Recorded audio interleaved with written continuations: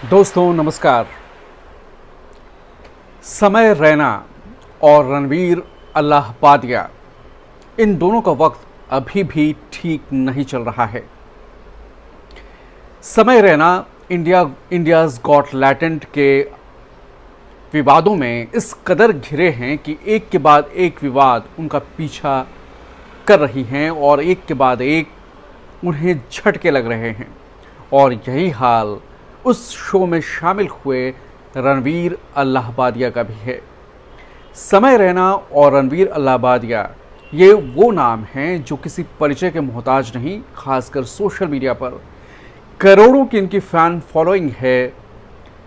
अच्छा खासा व्यूज़ इनके वीडियोस को मिलते हैं, लोग इन्हें लाइक करते हैं, पसंद करते हैं और यूट्यूब की दुनिया के ये बेहद चमकते सितारे हैं। लेकिन ये विवादों में हैं अश्लील कंटेंट के लिए, विवादों में हैं असंवेदनशील बयानों के लिए, विवादों में हैं मजाक उड़ाने के लिए। एक विवाद तो तब हुआ था जब समय रैना और रणवीर अल्लाहबादिया और इसके अलावा कुछ और यूट्यूबर्स और आशीष चंचलानी और अपूर्वा मखीजा और कुछ और यूट्यूबर्स एक मंच पर थे। इंडियाज़ गॉट लैटेंट का शो था और उस शो में रणवीर अल्लाहबादिया ने कॉमेडी के नाम पर एक ऐसा बयान दिया था माता पिता के संबंधों को लेकर, जिसने पूरे भारतवर्ष में एक डिबेट शुरू कर दी थी। रणवीर अल्लाहबादिया को अपने बयान के लिए माफ़ी मांगनी पड़ी। चारों तरफ से थू थू होने लगी। लोग पूछने लगे, कमाई के लिए कितना गिरोगे? ये कैसे संस्कार हैं? ये कंटेंट के नाम पर, क्रिएटिविटी के नाम पर यह अश्लीलता क्यों?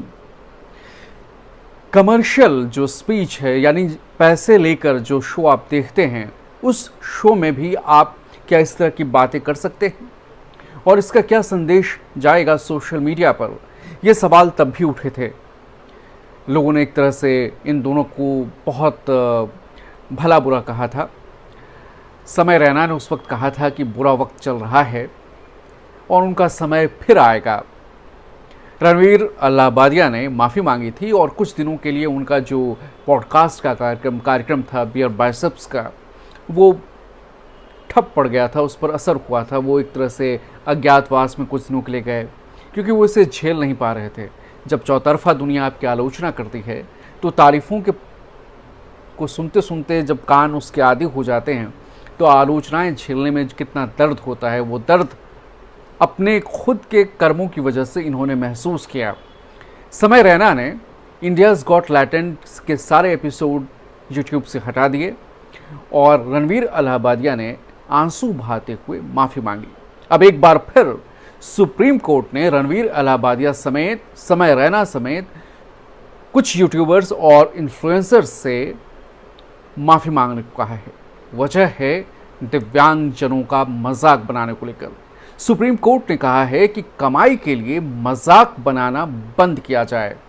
फ्री स्पीच के नाम पर आप किसी दिव्यांगजन का मजाक नहीं उड़ा सकते। उनकी भी एक, हर व्यक्ति की गरिमा है और आपको उनकी गरिमा का ख्याल रखना ही होगा। मामला क्या था? मामला है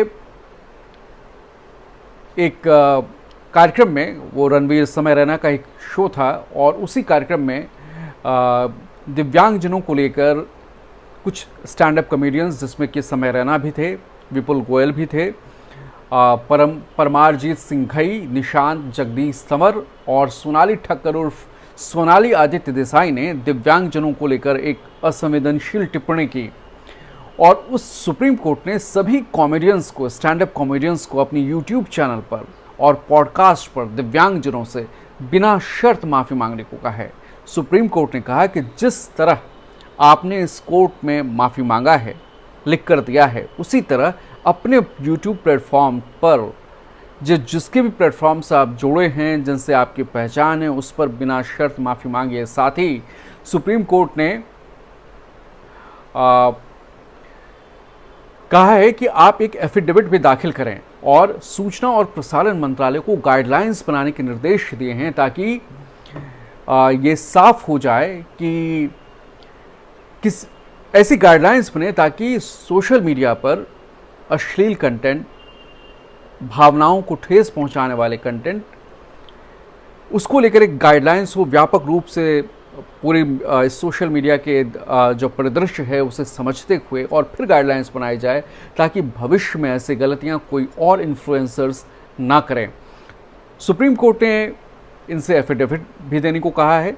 जो स्टैंड अप कॉमेडियंस ने समय रैना के शो में जो दिव्यांगजनों पर असंवेदनशील टिप्पणी की थी, इसे लेकर, और साथ में ये भी कहा है कि इन इन्फ्लुएंसर्स पर आगे जुर्माना भी लग सकता है, और लेकिन फ़िलहाल उन्हें अपने सोशल मीडिया प्लेटफॉर्म्स पर माफ़ी मांगने को कहा है।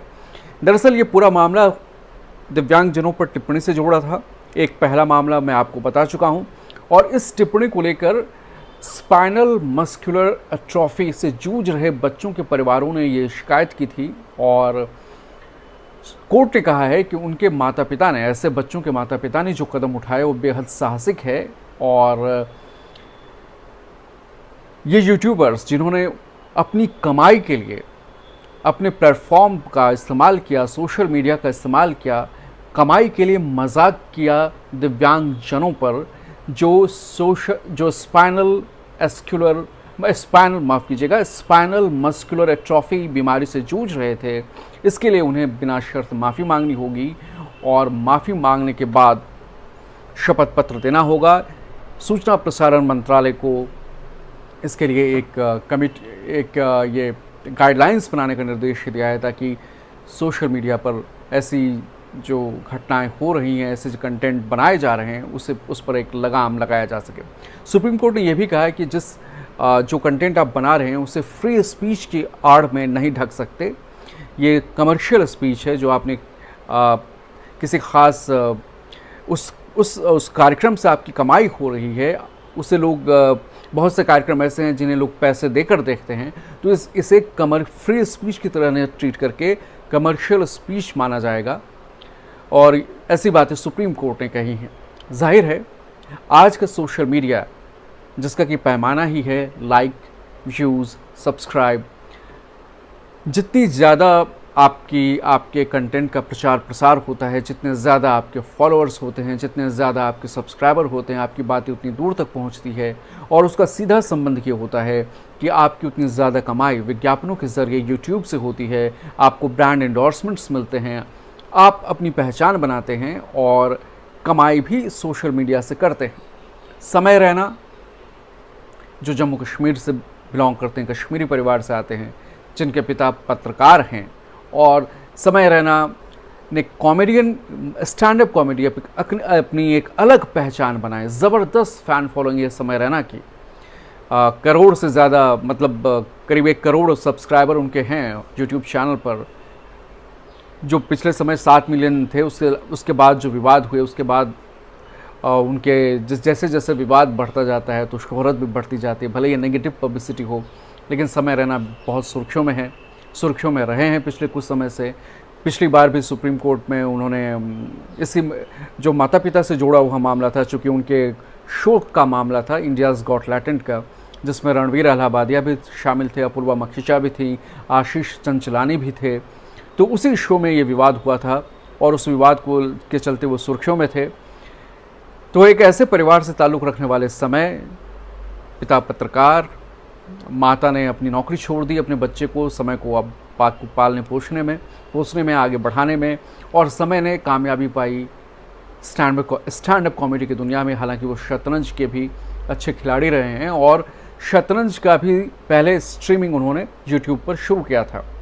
वहीं मुंबई में पले बढ़े हैं रणवीर अलाहाबादिया, उनके 7 यूट्यूब चैनल्स हैं। बियर बाइसेप्स सबसे महत्वपूर्ण है, 7 चैनलों में 1 करोड़ से ज़्यादा सब्सक्राइबर है और करोड़ों की कमाई है। वो पॉडकास्ट भी करते हैं, बड़ी नामचीन हस्तियों का इंटरव्यू करते हैं वहाँ। तो उनके उस कार्यक्रम को लोग जो देखेंगे, और जो इंडियाज़ गॉट टैलेंट में उनका रूप था जो दर्शकों ने देखा उस विवाद के बाद, तो ज़मीन आसमान का फ़र्क था, लोगों में आक्रोश था। अब सुप्रीम कोर्ट ने इन कॉमेडियंस को, स्टैंड अप कॉमेडियंस को, जिनमें समय रैना भी शामिल हैं, रणवीर अलाहाबादिया भी शामिल हैं, उन्हें सुप्रीम लतार लगाई है, और उनसे कहा है कि बिना शर्त माफ़ी मांगे अपने यूट्यूब प्लेटफॉर्म्स पर, सोशल मीडिया प्लेटफॉर्म्स पर। जिस तरह सुप्रीम कोर्ट में माफ़ी मांगी है वैसे ही माफ़ी मांगे और ये एफिडेविट दें कि भविष्य में दिव्यांगजनों के प्रति जो है अवेयरनेस पैदा करने के लिए, लोगों में एक संवेदनशीलता पैदा हो उन्हें लेकर, उसके लिए वो क्या करेंगे। और जैसा कि मैंने आपको ये भी बताया कि इंफॉर्मेशन ब्रॉडकास्टिंग मिनिस्ट्री को गाइडलाइंस बनाने के भी सोशल मीडिया के लिए निर्देश दिए हैं। तो दोस्तों, जब आप इन्फ्लुएंसर हैं, जब आपकी इतनी बड़ी फ़ैन फॉलोइंग है, तो आपकी ज़िम्मेदारी भी उतनी बड़ी होती है। सिर्फ कमाई के लिए, सिर्फ लाइक, शेयर और सब्सक्राइब के लिए उटपटांग चीज़ें करना, अश्लीलता फैलाना, गाली गलौज करना, समाज को वो देना या वैसी गंदगी समाज में फैलाने की कोशिश करना क्रिएटिविटी के नाम पर, जिससे समाज का कुछ भला नहीं हो सकता। भले ही आप उसके पक्ष में कितने भी तर्क दें, हर चीज़ का पक्ष और विपक्ष होता है, लेकिन एक पक्ष तो ये भी है कि उनकी इस करतूत के लिए उन्हें सुप्रीम कोर्ट ने लताड़ लगाई है और ये बहुत भारी उन्हें कीमत है। जो जितनी शोहरत उन्हें मिली है, उन्हें अब लोग उतने ही उनके फॉलोअर्स जानेंगे कि वो माफ़ी मांग रहे हैं अपनी गलतियों के कारण। तो दोस्तों, सोशल मीडिया अहम है, इससे कमाई है, पहचान है, हुनर को दुनिया के सामने लाने का एक मंच है। तो ये मंच आपको, आपके अंदर इस मंच पर आने के साथ एक जिम्मेदारी भी होनी चाहिए कि आप क्या संदेश या अपनी क्या स्किल लोगों के बीच पहुंचा रहे हैं, इससे लोगों का सचमुच पे कितना भला हो रहा है। तो उद्देश्य भी अहम है और सिर्फ कमाई ध्यान में रखकर इस मंच का दुरुपयोग करने की इजाज़त नहीं दी जा सकती। और सुप्रीम कोर्ट का ये फैसला बेहद अहम है और अब एक दिशा निर्देश बनाने की भी बात, गाइडलाइंस तैयार करने की बात सुप्रीम कोर्ट ने आईएनबी मिनिस्टर से की है। और आपको हम ये भी बता दें कि कुछ वक्त पहले जब अनुराग ठाकुर आईएनबी मिनिस्टर थे, तो बहुत सारे वेबसाइट्स पर, यूट्यूब चैनल्स पर बैन लगाए गए थे क्योंकि वो क्रिएटिविटी के नाम पर अश्लील कंटेंट बना रहे थे। तो दोस्तों, आज की वीडियो में बस इतना ही। अगर आपको हमारा वीडियो पसंद आया हो तो इसे आप शेयर करें, लाइक करें, सब्सक्राइब करें और जिम्मेदारी के साथ चैनल देखें। धन्यवाद बहुत।